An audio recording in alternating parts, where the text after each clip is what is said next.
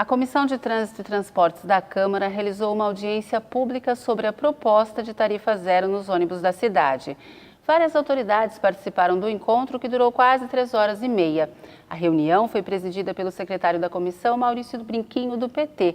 Ele frisou que alguém sempre vai pagar a conta quando existir gratuidades no transporte coletivo.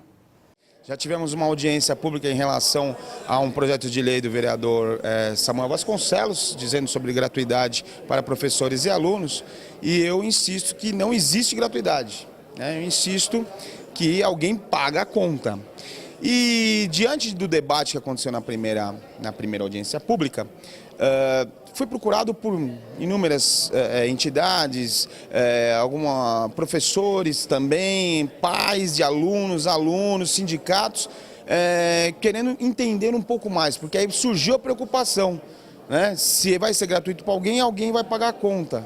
Então a gente, na discussão com a Comissão Permanente de Trânsito e Transporte, nós resolvemos fazer pelo menos mais uma audiência pública, né? Que eu acho que não será o suficiente, acho que nós teremos que chamar mais ainda.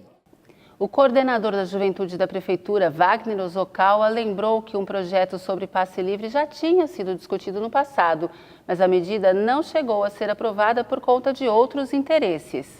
Esta casa, na década de 80, de 90, na verdade, discutiu já passe livre, numa comissão que reuniu vereadores, movimento de estudantes de juventude e empresas de ônibus. Chegou num projeto síntese. Todo mundo chegou num acordo de onde sairia esse dinheiro. Desse projeto do passe livre, que é antigo, 93, época do saudoso vereador Gilmar Lopes, para vocês verem o tempo, Só que a sanha de novo, a sanha do lucro, as vontades, os interesses por debaixo, impedindo que o projeto fosse aprovado. Isso porque naquela época, vereador Brinquinho, o projeto foi acordado entre as 3 partes, empresários, Câmara e movimento social. Então, o que me leva a entender é que o problema também não é só debater quem paga a conta, mas o que é possível fazer para que a mobilidade seja uma mobilidade que garanta direitos a todos e a todas. O secretário de Transportes e Trânsito, Atílio Pereira, deu algumas sugestões de onde poderia sair o dinheiro para diminuir o valor da tarifa em Guarulhos e anunciou novas faixas exclusivas de ônibus na cidade. A desoneração do ICMS do diesel seria uma desoneração fundamental para a gente ter um transporte mais barato. E até hoje, só o Rio Grande do Sul tem o Rio Grande do Sul e um outro estado do Brasil que eu lembro que fez, acho que foi Bahia, mas eu não estou bem recordado agora. Então, este é um elemento fundamental. Aqui na nossa cidade nós temos o subsídio municipal. Além do subsídio municipal, o que mais nós precisaríamos carimbar para a gente poder ter um transporte mais barato? Então, por exemplo, parte do recurso que a gente tem com IPVA, por exemplo, não seria justo que os carros que estão atrapalhando o trânsito da nossa cidade, eles pagassem um pouco mais para a gente garantir um transporte coletivo melhor, para garantir a infraestrutura do transporte coletivo, mas não só a infraestrutura, a manutenção do transporte coletivo. Então esse é um outro elemento que precisaria. Alguns países colocam, outros países colocam o estacionamento.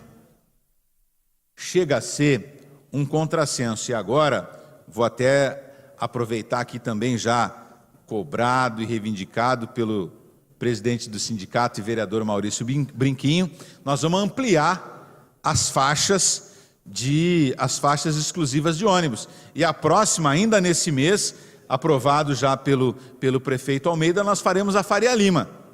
Vai dar 3,5 km de faixa exclusiva.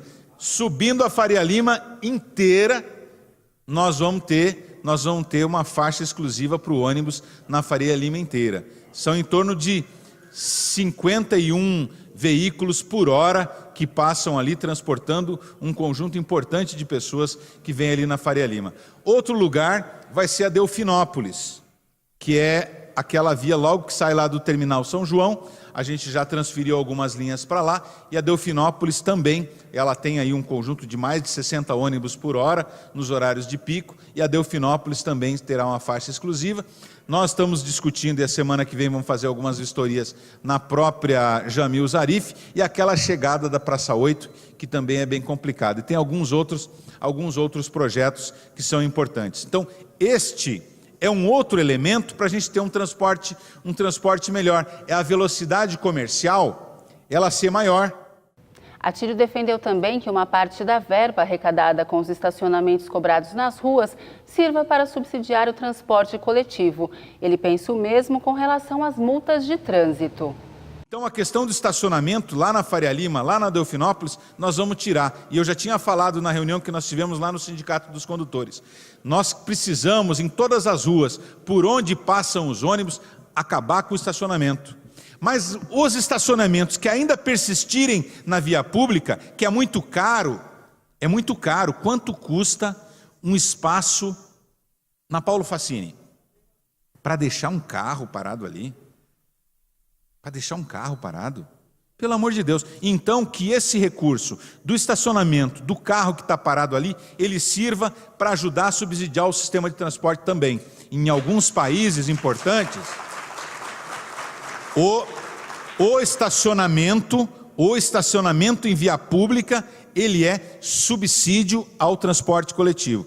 Acho que é um elemento. Falei de algumas coisas, desoneração, IPVA, estacionamento. E o outro, que aí eu não vou me estender mais do que isso, queria já concluir, o outro importante é a questão das multas de trânsito também.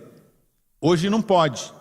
Mas por que uma porcentagem importante das multas de trânsito não vem também para subsidiar o transporte coletivo? Um cidadão subiu à tribuna e sugeriu que o dinheiro para subsidiar o transporte venha de uma reforma tributária. Para ele, os ricos deveriam pagar muito mais impostos em todos os setores. A verdade cai sobre a sociedade, né? Essa é a grande verdade. Tudo que é pago, todos os serviços, cai sobre a sociedade. Todos os impostos, a carga tributária e tudo mais. Porque nesse país, gente, o grande problema que tem nesse país é a injustiça tributária. Porque, na verdade, aqui, por exemplo, alguém tem um Fiat, aquele Uninho, Mille, né? Sei lá, eu de 15 anos, paga 4% sobre o valor do carro. Um companheiro que tem uma aeronave que custa 200 milhões, não paga nada. O cara que tem um iate que custa 10, 15 milhões, não paga imposto sobre esse produto. Então, é esse um grande problema que a gente tem que discutir, né? Quem é que paga imposto nesse país? Primeiro que empresário não paga imposto nesse país. Empresário, ele é um antecipador de recurso. Ele recolhe os recursos, antecipa o recurso para o governo federal nos impostos e põe no final da conta. Aí é o consumidor que paga, é o consumidor dos produtos. O empresário especificamente não paga, a empresa não paga imposto. Ela recolhe e depois põe no seu produto final. Então, quem consome aquele produto ou usa aquele serviço é que paga os impostos. Está aí a planilha, né, apresentada, dá para ver isso. Então, a questão é a discussão da justiça tributária, né? É essa grande discussão que nós temos que fazer.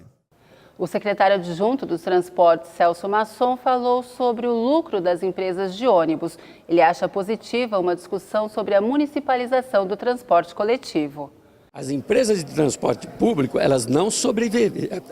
Transporte público privada, elas não viveriam se elas não tivessem lucro, né?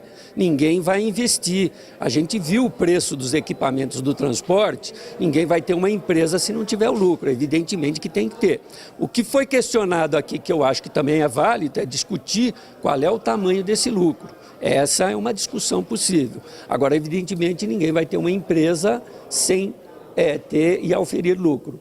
A municipalização do transporte seria um caminho para isso ou não? Então, aí sim, o município, se operar o transporte, evidentemente que aí não há lucro, né? Mas no caso de empresa privada não tem condição. Aqui a gente optou pela empresa e pela concessão e pela permissão.